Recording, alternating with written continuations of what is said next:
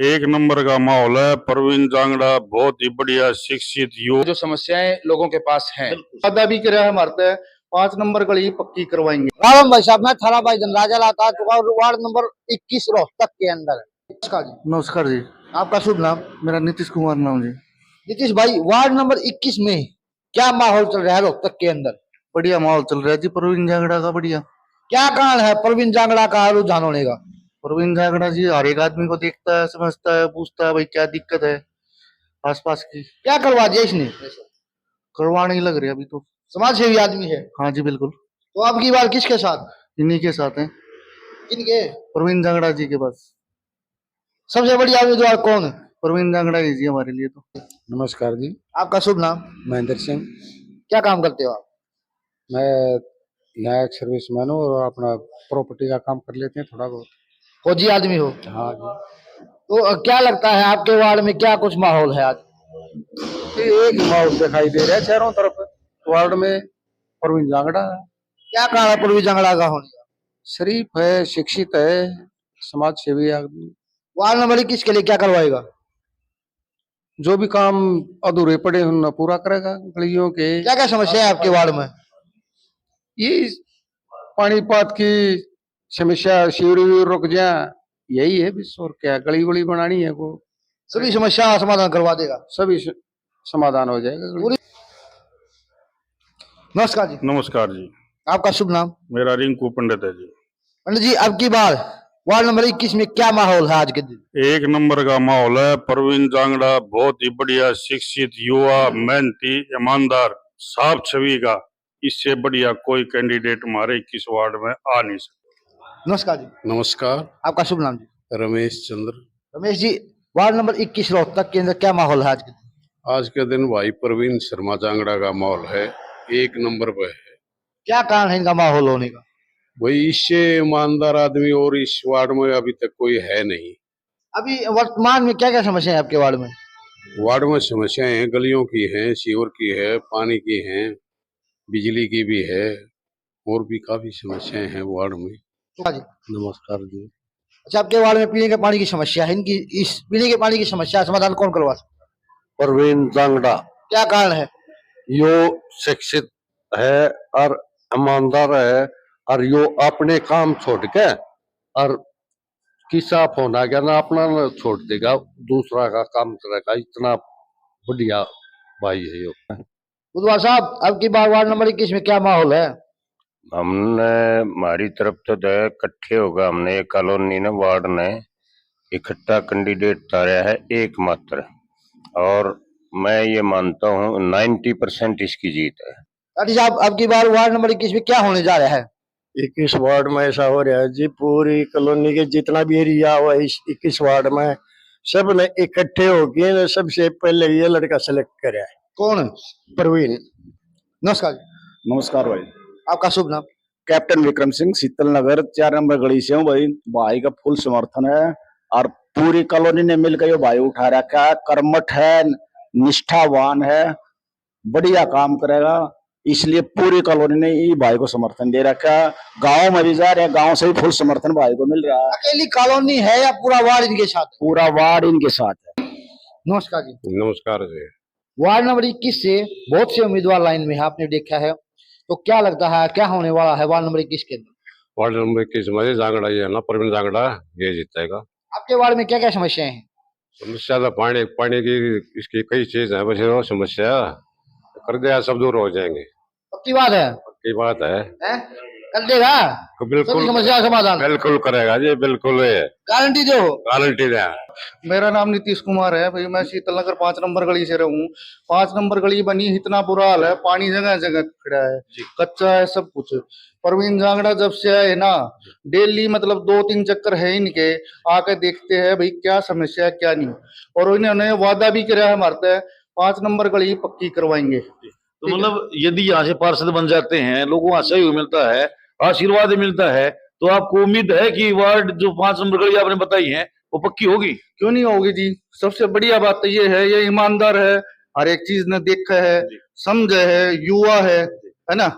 तो एक दूसरे की भावना भी समझेंगे, देखेंगे चल रहा के ना आवे भी है ना, तो जरूर करवाऊंगी और हम इनके साथ हैं। नमस्कार, मेरा गांव मेरी पहचान कार्यक्रम के तहत गांव व शहरों का दौरा कर रहे हैं। निगम चुनाव की घोषणा हो चुकी है और बहुत नजदीक है। वार्ड 21 से भाई प्रवीण जी हैं। हम आपको बता दें कि प्रवीण जी कोई परिचय की मोहताज नहीं है। ये भी बता देते हैं इनके पहले इन्होंने देश की सेवा की, अब समाज सेवा की ठानी है। देश सेवा कैसे की? इनके पिताजी ने, जैसे लोगों ने बताया, कि 32 साल आर्मी में जॉब की और वो देश सेवा ही है। अब इन्होंने समाज सेवा की ठानी है। उस पहले देश सेवा, अब समाज की सेवा।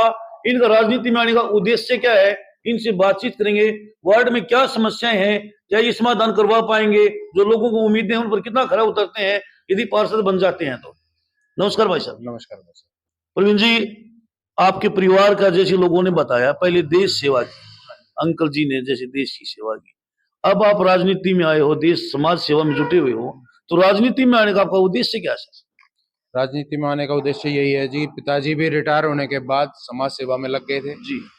अब मैंने परिवार को जितना टाइम देना था हम दिया है। हमने भगवान की दया से अपना कामकाज बहुत अच्छा चल रहा है जी। तो अब हम चाहते हैं समाज ने जो हमें दिया है, देश ने जो हमें दिया है, हम उसको उतना से ज्यादा नहीं तो कम से कम उतना वापिस करें।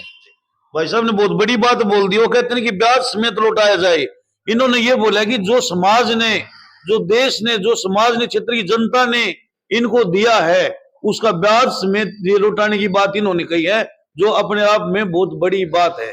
जी सर, क्या कुछ कहना चाहोगे? ऐसा है जी, वार्ड में बहुत सारी समस्याएं हैं जी। इससे पहले भी पार्षद बने हैं यहाँ पे और बहुत भारी बहुमत से हमने उनको जिताया भी है, लेकिन समस्याओं का निदान नहीं हो पाया।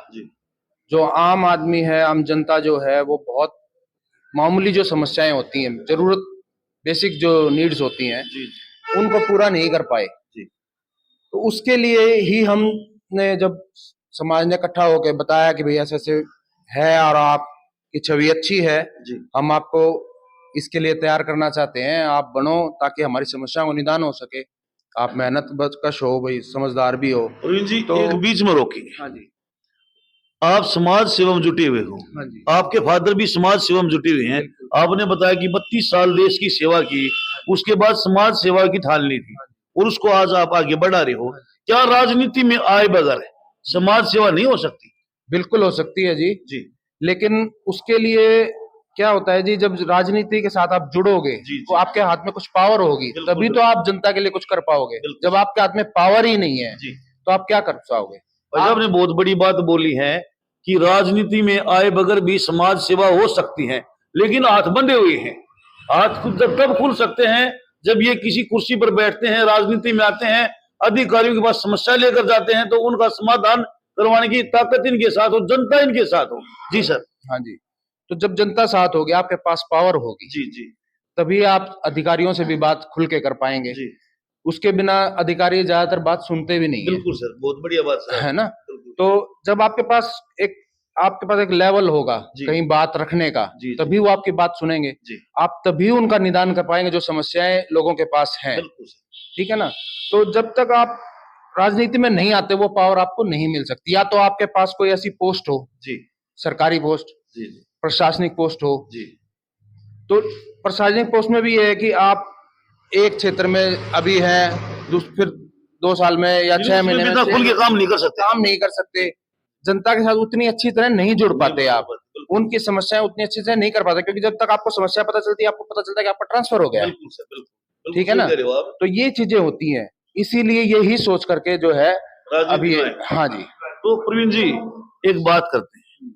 सबसे बड़ी समस्या, यदि वार्ड की जनता का आपको आशीर्वाद मिलता है, सहयोग मिलता है, तो वार्ड की सबसे बड़ी समस्या जो लंबे समय से चली आ रही है, पहली कलम से आप क्या करवाने वाले हो, एक बार वार्ड की जनता को और हमारे दर्शकों को बताओगे? हाँ जी। सबसे पहली समस्या तो जी पीने के पानी की है। कुछ जगह है, लेकिन ज्यादातर जगह पीने का साफ पानी या तो पहुंच ही नहीं रहा है या बिल्कुल ही नहीं पहुंच रहा है। साफ क्या, कैसा भी नहीं पहुंच रहा है। और थोड़े से हिस्से को छोड़ के वार्ड में जो जमीन का जो पानी है वो भी खारा है। तो सबसे पहली समस्या का जो निदान किया जाएगा वो है पानी की समस्या। सर, आपने बताया कि पीने की पानी समस्या है, कहीं पर पहुंच नहीं रहा। तो अब क्या व्यवस्था है वहां पर? जैसे पानी नहीं पहुंच रहा तो बड़ी परेशानी का सामना करना पड़ता होगा। हाँ जी, लोग टैंकरों से मंगाते हैं, वाटर बॉटल्स मंगाते हैं, उससे हो रहा है काम उनका। ये तो काफी महंगा पड़ता है सर। बिल्कुल। और गरीब के लिए तो बहुत बड़ी बात है। ये तो बहुत क्योंकि पानी से बड़ा कुछ भी नहीं है जी। पानी नहीं है तो आपके पास जीवन नहीं है। तो उसके लिए जो है सबसे पहली जो समस्या हमने पकड़ी है, जिसका हम निदान करेंगे शुरू में, वो पानी की समस्या है। उसके बाद दूसरी समस्या है जी जो गलियों की। गलियां बहुत सारी या तो बनी ही नहीं है, शुरू से ही बनी है तो वो इतनी पुरानी हो चुकी है, इतनी टूट चुकी हैं, क्योंकि पीछे हो चुकी है। हाँ, पीछे जैसे सीवर कहीं डल रहे थे या टेलीफोन की लाइन डल रही है, वो टूट चुकी हैं, वो खोद देते हैं फिर बनाते नहीं है उसको ढंग से। तो वो चीजें हैं। उसके बाद जो आपकी अगली जो समस्या आती है लाइटिंग की है, सीवर की है। तो ये सारी समस्याओं का निदान करेंगे हम लोग। एक सर घर की बात करें, हाँ जी, कार्यालय की बात करें, एक साफ सफाई का अहम रोल होता है। हाँ जी, जहां पर साफ सफाई होगी तो बीमारियों से मुक्त एरिया होगा। तो यदि वार्ड की जनता का आपको आशीर्वाद मिलता है, सहयोग मिलता है, तो स्वच्छता और सुंदरीकरण को लेकर आपकी क्या प्रयास रहने वाले हैं? स्वच्छता और सुंदरता को लेकर ये है जी, जैसे अभी जो पक्की गलियां हैं वहां तक तो कूड़े उठाने वाली गाड़ियां पहुंचती हैं, लेकिन जैसे मैंने आपको बताया बहुत सारी गलियां जो बनी नहीं है या टूटी हुई हैं, वहां कूड़े की गाड़ी नहीं पहुंचती। जब वो गलियां बन जाएंगी तो गलियां जब वो बन जाएंगी, फ्रेश होंगी, वहां कूड़े की गाड़ी भी पहुंचेगी, गंदगी नहीं होगी, सीवर नए होंगे तो पानी नहीं रुकेगा कहीं पे, गंदगी फैलेगी नहीं अपने आप ही। जनता को हम समझाएंगे, उनसे गुजारिश करेंगे कि आप लोग जो है अपना कूड़ा बाहर ना डालें, कूड़े की गाड़ी हम भेजेंगे, आपके यहाँ नहीं आती है तो हमें बताएं, हम वहां पहुंचाएंगे, चाहे हमें अपनी तरफ से पहुंचानी पड़े, सरकारी नहीं भी जाएगी हम पहुंचाएंगे। तो वो चीजें अपने आप खत्म होती जाएंगी। जनता को उस बारे में जो है शिक्षित करेंगे कि भाई आपने, अगर आपके पास यहाँ पे कुछ पानी जमा होता है या कूड़ा आप लोग जमा करते हैं तो उससे आप ही को नुकसान है। तो अगर आपके पास गाड़ी नहीं पहुंच रही है, पानी नहीं पहुंच रहा, कहीं पानी रुका हुआ है तो हमें बताएं। तो सर उसका आपने ये बोला कि जागरूकता अभियान, हाँ जी, और जागरूक लोग जागरूक होंगे तो साफ सफाई की तरफ विशेष ध्यान देंगे। हाँ जी, क्योंकि आप अकेले कुछ नहीं कर सकते, देखो कोई भी अकेला कुछ नहीं कर सकता जब तक वार्ड की जनता का सहयोग नहीं मिलता। सब साफ सफाई के लिए सभी को जागरूक होना बहुत जरूरी है। तो आप डोर टू डोर जाकर लोगों को यदि जरूरत पड़ी तो जागरूकता अभियान चलाओगे? बिल्कुल जी, ये तो हमने पहले से ही अपना नोट कर रखा है। जो जो समस्या है भाई लोगों को जागरूक भी करेंगे उसमें, कि जब तक आप लोग खुद जागरूक नहीं होगे, आप अपने लिए खुद नहीं करोगे तो खुद दूसरा नहीं कर सकता आपके लिए। दूसरा 1 दिन करेगा, 2 दिन करेगा, मेहनत 3 दिन करेगा, साल कर लेगा, लेकिन आपको खुद जागरूक होना पड़ेगा। सर तभी एक हमने देखा, हाँ जी, क्या करें, तभी जो है इन सारी समस्याओं का निदान हो पाएगा। सर एक बात करें शिक्षा की, हाँ जी, क्योंकि शिक्षा के बिना जीवन अधूरा है। हाँ जी, कोई भी युवा है, बड़े हैं, बुजुर्ग हैं, यदि शिक्षित नहीं है तो कहीं ना कहीं पर गलती होने के चांसेस रहते हैं, बिल्कुल, कि वो जागरूक नहीं हो सकता। तो शिक्षा में सुधार हेतु आपके क्या प्रयास रहने वाले हैं यदि आपको वार्ड 21 से मौका मिलता है? शिक्षा के लिए ये है जी, देखो ज्यादातर तो अभी समाज इतना तो है, माँ बाप बच्चों को भेजते ही हैं ज्यादातर स्कूल में, लेकिन फिर भी बहुत सारे गरीब परिवार हैं जो काम पे भेज देते हैं बच्चों को। तो उसके लिए भी हम उनको समझाएंगे, फ्री शिक्षा मुहैया कराएंगे, जैसे भी होगा लाइब्रेरीज की इंतजाम करने की कोशिश करेंगे, भाई उनको फ्री बुक्स मिल सकें ताकि वो पढ़ सकें। उनको ट्यूशन के लिए हम लोग कोशिश करेंगे, भाई वहाँ पे टाइम पे जा करके, ऐसे हम समझदार और शिक्षित लोगों को वहाँ पे हम बोलेंगे, उनसे भी गुजारिश करेंगे कि वो अपना टाइम दें उन बंदों को, ज्यादा स्पेंड करें वहाँ पर। हाँ, वहाँ पे टाइम दें उनको, फ्री में उनको एजुकेशन प्रोवाइड करें, जितना भी आप टाइम दे सकते हैं। तो ये चीजें हम लोग करेंगे इसमें। भाई साहब ने बहुत बड़ी बात बोल दी, लाइब्रेरी की जरूरत हो तो लाइब्रेरी भी खुलवाएंगे, और वहां पर जो शिक्षित और बुजुर्ग और अनुभवी लोगों को वहां पर बैठाने का प्रयास करेंगे। क्योंकि अकेले प्रवीण जी ने बोल दिया मैं अकेला कुछ नहीं कर सकता, लोगों का साथ जरूरी है।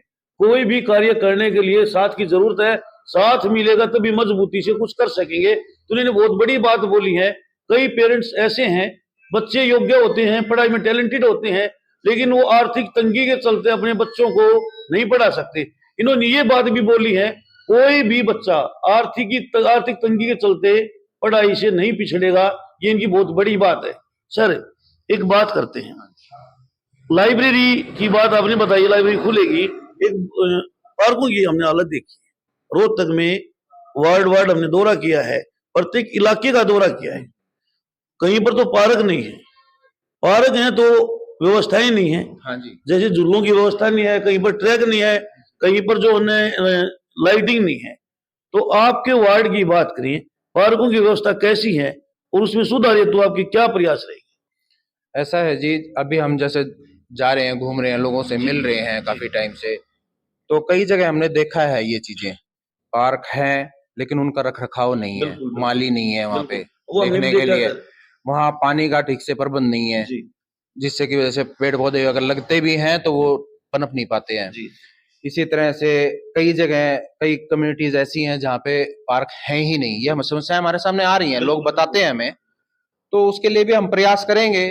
सरकार से भी उसके लिए ग्रांट दिलवाएंगे कि यहाँ पे भाई पार्क बने, ताकि बुजुर्ग लोग भी वहाँ पे टहल सके, बच्चे खेल सकें, थोड़ा बहुत टाइम वहाँ पे स्पेंड कर सके सुबह शाम। बुजुर्गों के लिए जरूरी है। बिल्कुल सर, असल में तो घूमना और प्रकृति के साथ जुड़ना हर किसी के लिए जरूरी है, जी। बचपन से लेकर के बुढ़ापे तक। प्रकृति के साथ अगर आप नहीं रहोगे तो आप पनप नहीं सकते, पिछड़ जाएंगे। तो उसके लिए हम कोशिश करेंगे, उस कम्युनिटी से भी बात करेंगे, जितना हमसे सहयोग होगा उतना हम भी करेंगे। कम्युनिटी से भी बात करेंगे, भाई आप लोग भी सहयोग दो ताकि आपका ये काम ठीक से हो सके। तो सब मिलेंगे तो सारे काम होते हैं। बिल्कुल सर।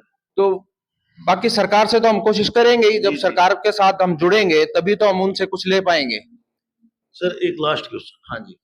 बीजेपी पार्टी ने टिकट दे दी, हाँ जी। कांग्रेस पार्टी ने टिकट दे दी, ठीक है बहुत जी। बड़ी पार्टियां हैं। हाँ जी बिल्कुल। तो उनके बीच में नेशनल लेवल की पार्टी, नेशनल लेवल की पार्टी है, हाँ। उनके बीच में उन कैंडिडेट से चुनाव जीतना बहुत बड़ी बात है। बिल्कुल। हालांकि आप पंचायती उम्मीदवार हो, हाँ जी। लोगों ने आपको खड़ा किया है, समर्थन पूरा मिला हुआ है, हाँ जी। लेकिन फिर भी बहुत बड़ी बात है, बिल्कुल। क्योंकि पार्टी का एक अलग बलबूता होता है। तो आप वहां से चुनाव को कैसे जीत पाओगे, एक बार हमारे दर्शकों को। देखो जी, हमें पूरे समाज ने मिलकर उठाया है यहाँ से। समाज ने कुछ देखा होगा, हमारे अंदर काबिलियत देखी होगी, परिवार के अंदर देखी होगी, तभी उन्होंने हमें कहा कि भाई आप तैयारी करो, हम आपके साथ हैं। और भगवान की दया से हर बार जो है हमारे साथ इतने आदमी जुड़ते जा रहे हैं, हर कम्युनिटी से, हर आपका जो एरिया है उनसे, जैसे पैरावर गांव से है, अभी पीछे हमने पैरावर गांव का दौरा किया था, उन्होंने हमारा बहुत साथ दिया। वहां पे तकरीबन 200-250 लोग हमारे साथ चल रहे थे, तो उस चीज का फर्क पड़ता है। तो जब जैसे जैसे जुड़ते जा रहे हैं लोग, खुद आके हमसे मिल रहे हैं कि हम आपके साथ हैं, आपका पूरा साथ देंगे हम लोग, हमारी समस्याओं का समाधान करने की काबिलियत आप में। अभी इतने कैंडिडेट उठे हुए हैं, या तो वो ढंग से शिक्षित नहीं है, या फिर इतना समाज उनके साथ जुड़ा हुआ नहीं है। जब समाज आपके साथ जुड़ता है, असल में जो ये पार्षद का जो इलेक्शन है, ये पार्टीज का इलेक्शन कम माना जाता है, ये भाईचारे का इलेक्शन होता है। तो इसमें क्या है, जब भाईचारा आपके साथ आएगा तो आपके सामने कोई रहती नहीं दिक्कत। बिल्कुल, आपने बहुत बड़ी बात बोली है, भाईचारा मेलजोल बहुत जरूरी है। और जिसके साथ भाईचारा है, और लोकल कहावत भी है कि गाम राम होता है, तो भाईचारा आपके साथ है तो कोई हराने वाला को है ही नहीं, चाहे वो भले कितनी बड़ी पार्टी समझ रखता हो। सर जी, बीजेपी अभी जैसे थोड़े दिन पहले एमएलए के भी इलेक्शन हुए थे, उसमें भी बहुत सारे निर्दलीय जीते हैं। वो किस लिए जीते हैं? क्योंकि उनका भाईचारा उनके साथ था। बिल्कुल सर, उन्होंने मेहनत करी है, अपनी जगह काम किए हैं, काम का आश्वासन दिया है लोगों को, लोग उनसे जुड़े, उनको पता चला कि भाई ये कैंडिडेट अच्छा है, तभी तो वो, नहीं तो पार्टीज तो तब भी थी, लेकिन तब भी जीते हैं उम्मीदवार, छोटी पार्टियों के भी जीते हैं और आपके इंडिपेंडेंट भी जीते हैं। तो वो इसीलिए जीतते हैं क्योंकि वो, उनको लगता है जनता को, उनकी छवि है, तो वो इसीलिए जीतते हैं। विकास कार्य करवा सकते हैं, उनको पता है, जनता की समस्याओं का पता है उनको, तो वो जीतेंगे, ऑटोमेटिकली जीतेगा वो, जब समाज साथ जुड़ जाएगा। तो सर एक हमारे चैनल के माध्यम से जनता को क्या संदेश देना चाहोगे? वार्ड 21 की जनता से क्या अपील करना चाहोगे? वार्ड 21 की जनता से मेरी यही अपील है कि ज्यादा तो मैं कहता नहीं, लेकिन अगर आप पूरी वार्ड 21 की जनता मेरा साथ देती है तो मैं दिल से और पूरे तन मन धन से हर तरह से उनके साथ रहूंगा, जितने टाइम तक वो मुझे रखेंगे, और उनकी समस्याओं को जड़ से खत्म करने की पूरी कोशिश करूंगा।